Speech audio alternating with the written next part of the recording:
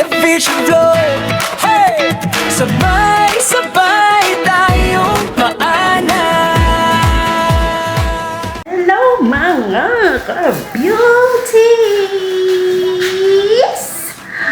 We are here again on the kitchen and I will share my kaalaman sa paggawa ng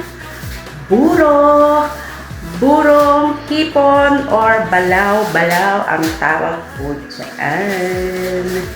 Meron tayong kaalaman, konti lang naman, na gusto ko lang i-share sa inyo ang aking narawan paano magluto o gumawa ng burong kanin na may hipon or balaw-balaw. Ayan, excited naman kayo. Ako mas excited kasi gusto ko share ko na naman ang ating konting kaalaman sa ating kusina. Ayan, mag-umpisa na nga po tayo. At marami po sa atin ang gustong-gusto ang buro. At syempre, meron din yung mga may ayaw kasi hindi ko alam. Pero ako guys, is one of my favorite sausawan. Lalo na ng mga piniritong isda, ganyan. Ng mga nilagang gulay. Ayun yan. Napakasarap. Ayan. Ngayon po ay gagawa po tayo ng video para po sa paggawa ng buro. Sa simpleng 3 ingredients lang, makakagawa na tayo ng buro na sausawan ng sobrang sarap. Ayan. Ang ating 3 ingredients lang guys is ayan, ang ating leftover na rice. Kung ayaw nyo na kainin, huwag nyo pong itatapon yan kasi masama po magtapon ng grasya. Ang mga lamig na kanin, pwede natin siyang isangag at isa yan sa pwede natin gawing buro. Ang buro ay ayan, talagang lamig na kanin po yan. Lamig na kanin. Maghahanda po tayo lamig na kanin at kung anong gusto nyo ilagay, isda or hipon, and also asin. Yan lang po ang 3 ingredients na ating gagamitin sa ating paggawa ng buro. So, let's go! Let's go mga ka-beauty! Okay, alright. Ito na nga po ang ating balaw-balaw o binulong kanin sa hipon. Paano gagawin po ito? Ito ay may 3 ingredients: leftover rice, shrimp or hipon, and salt. Ayan na nga po, pinipay na rin natin ang ating lalagyan na nagarapon ng make sure na malinis yan para hindi pasukan ng mikrobyo. So, ayan na nga, kailangan natin na maging malinis sa ating paglalagyan. At unahin po natin lalagyan ng lalagyan po natin siya muna ng rice. Layer by layer po natin siyang gagawin. Rice, hipon, and rice, hipon until matapos siya sa ating pag-prepare. Ayan. Ayan, rice po muna. And then, before ilagay po natin yung hipon, make sure po na malalagyan po natin siya ng asin, ang ating hipon. Depende po sa alat na gusto nyo sa inyong balaw-balaw. Ayan, nilagyan na po natin siya ng asin at ating lamas-lamasin para po ma-absorb ng hipon ang ating asin. Ayan. Lamas-lamasin at lamas-lamasin pa rin. Ayan na nga po. Nilamas-lamas na natin ang ating hipon. Ayan. Para ma-absorb niya ang alat.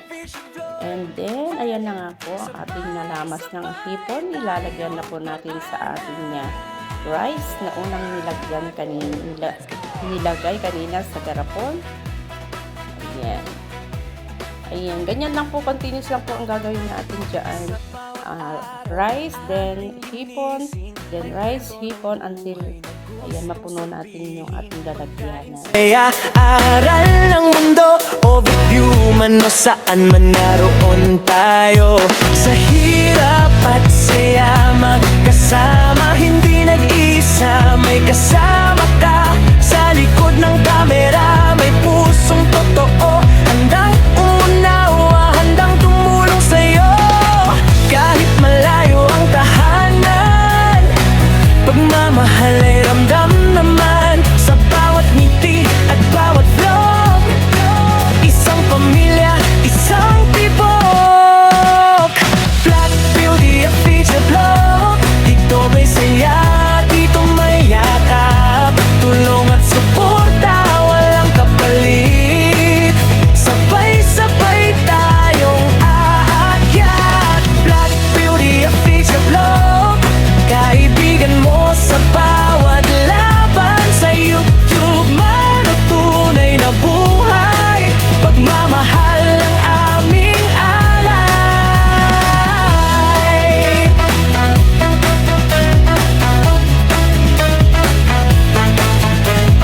Bawat luha sa bawat eksena, aral ng buhay na may pag-asa.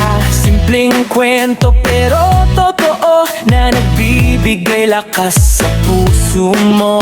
Kung ikaw ay pabat at nalulumbay, pindutin mo lang, kami nandyan. Isang comment, isang like, nagiging lakas para magpatuloy pa.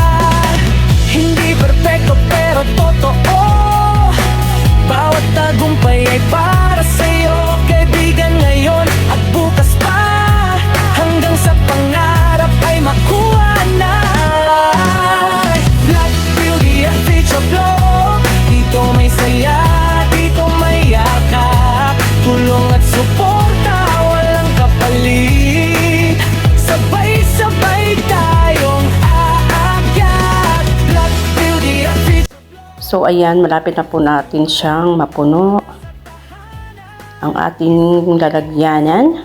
Isang pangarap, tagumpay natin ay siguradong darating. Kung minsan tayo'y madapa, tandaan mo di ka nag-iisa. Hawak kamay, tuloy ang laban, hanggang sa dulo magkasama.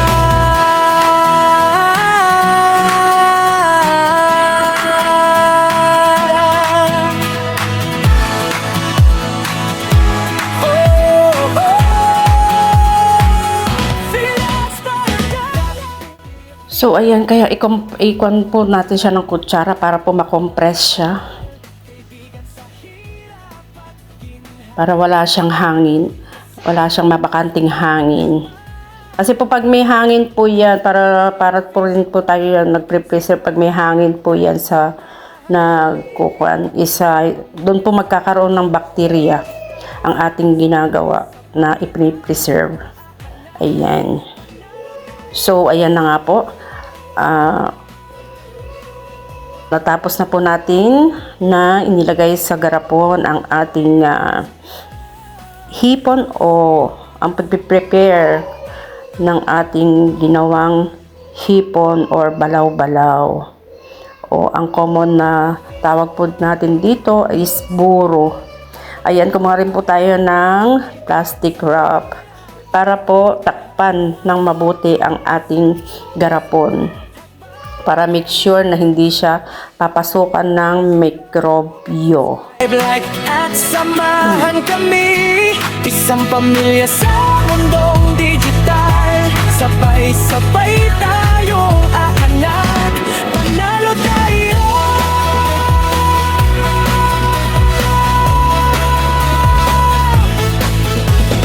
Black Beauty at Feature Vlog, para sa'yo mga sa bawat ay.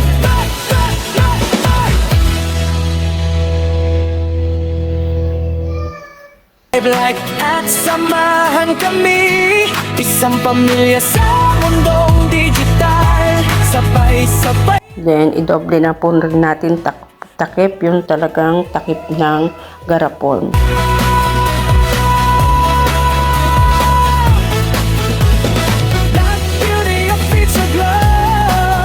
Kung sino pa po ang hindi naka-subscribe sa ating guys, subscribe na po kayo dyan. Pindot-pindutin lang ang ating subscribe button there down.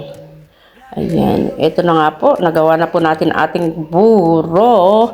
And how many days po ang ating hihintayin para po siya maging full na talagang buro na siya? Ayan, 1 week or more po is, 1 week po ay pwede na po siya. Pero, more days, 1 week, 2 weeks like that is, or 3 weeks, is more delicious po. And make sure po ang paglalagyan po natin is at room temperature, malamig, hindi mainit, hindi malamig. Okay, so we will wait na lang po. Thank you for watching. If you like my videos, guys, let's go here to Black Beauty Official Vlog. And this is an entertainment, a food, and cooking, and learning in life. And don't forget to like, share, and subscribe, mga kapatid. Sa hirap at saya, magkasama, hindi nag-iisa. May kasama ka sa likod ng camera, may pusong totoo. Alam mo, simula lang na-addict na ako sa kape, wala na ako nararamdamang kilig. Oh no! Puro na nervyos.